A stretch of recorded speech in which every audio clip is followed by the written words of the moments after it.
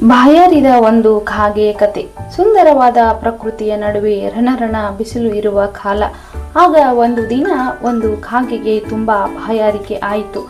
ಅಲ್ಲಿಯೇ ಸಮೀಪದಲ್ಲಿದ್ದ ಮರದ ಮೇಲೆ ಕುಳಿತುಕೊಂಡು ಎಲ್ಲಾದರೂ ನೀರು ಸಿಗಬಹುದೇ ಎಂದು ಸುತ್ತಮುತ್ತಲೂ ನೋಡುತ್ತಿತ್ತು. ಆಗ ಎಲ್ಲಿಯೂ ನೀರು ಸಿಗಲೇ ಇಲ್ಲ. ದೂರದಲ್ಲಿ ಒಂದು ಗುಡಿಸಲಿನ ಮುಂದೆ ಒಂದು ಪಾತ್ರೆ ಇರುವ ಹಾಗೆ ಕಾಣಿಸಿತು.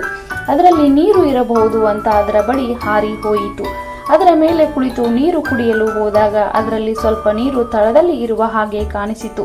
ಅದರಿಂದ ನೀರನ್ನು ಕುಡಿಯಲು ಪ್ರಯತ್ನಿಸಿತು.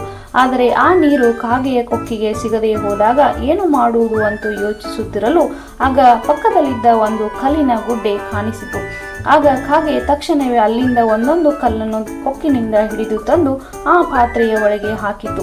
ಅದರಿಂದಾಗಿ ಕಲ್ಲು ಕೆಳಗೆ ಕುಳಿತು ನೀರು ಮೇಲೆ ಬರತೊಡಗಿತು. ನಂತರ ಕಾಗೆ ಮೇಲೆ ಬಂದ ನೀರನ್ನು ಕುಡಿದು ಸಂತೋಷದಿಂದ ಪುರ್ ಪುರ್ ಎಂದು ಹಾರಿ ಹೋಯಿತು.